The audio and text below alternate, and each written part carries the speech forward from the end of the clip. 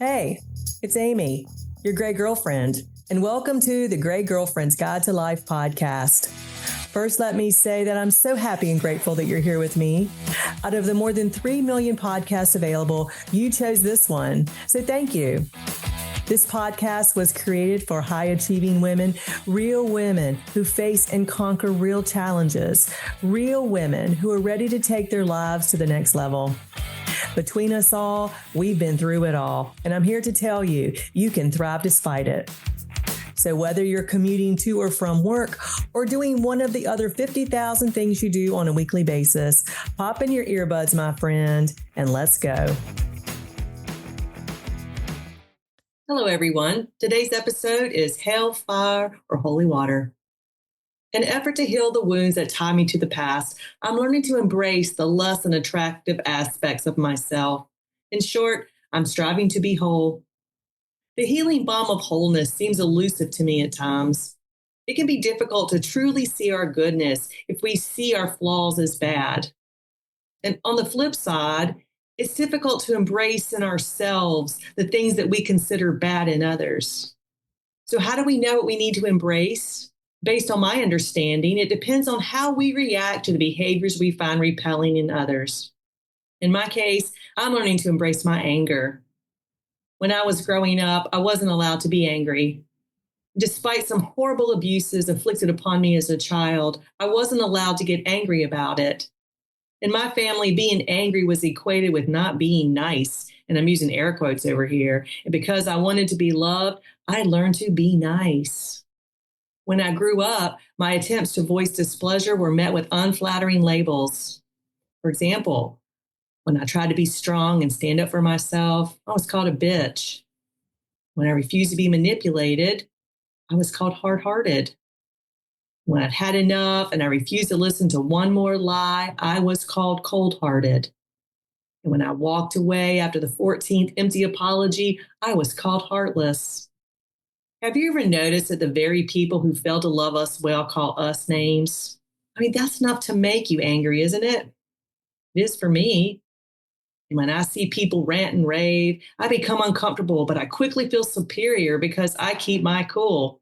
On the surface, that is. Now, underneath, it's totally different. Underneath, I can be seething angry, holding it all in, trying to be nice until I explode. I've been learning to express my anger more like a valve on an old radiator, as opposed to going off like some cheap rocket you buy down at the convenience store. And as I'm learning to embrace my abilities to feel and acknowledge my anger, I'm also perusing the long list of less than attractive traits of humankind. I'm gingerly evaluating the next one I'll attempt to embrace. This exercise through the halls of humanity is showing me that in a different set of circumstances, albeit terrible circumstances, we as human beings have the potential to do things that we might never imagine ourselves doing.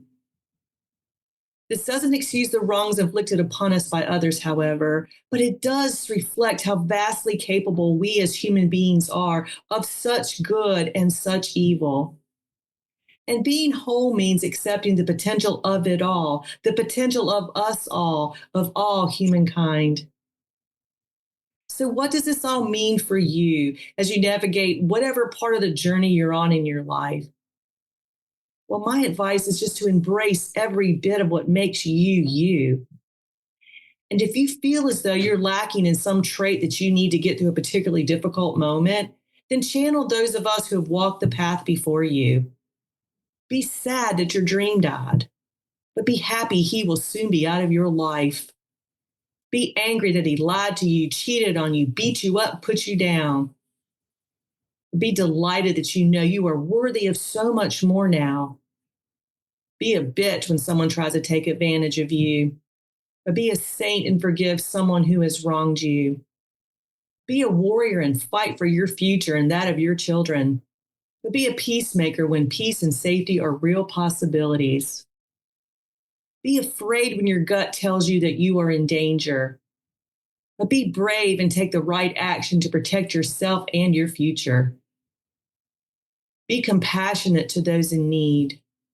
Be hard-hearted and walk away from those who seek to harm you or your children, regardless of the need of the abuser. We are hellfire and holy water, my friend. And what they taste will depend on how they treat us. I'm wishing you peace and plenty. Until next time, this is Amy, your gray girlfriend. Hey, it's Amy. Did you know that what we tell ourselves about ourselves impacts every decision we make? Every decision. So if you're feeling stuck in any aspect of your life, RTT can help. Want to know more? Go to amyblairlawson.com or click on the calendar link in the show notes to schedule your complimentary 30-minute consultation. Oh, one last thing. I can't forget the legal stuff. You know what I'm talking about. The language the lawyers write that I have to read to you. Well, here it goes. This podcast is for educational and entertainment purposes only. While I am a rapid transformational therapy practitioner, a certified divorce financial analyst, and a licensed investment advisor, this podcast is not intended as a substitute for a private session or a consultation. Got it? All right. Until next time, wishing you peace and plenty of all good things.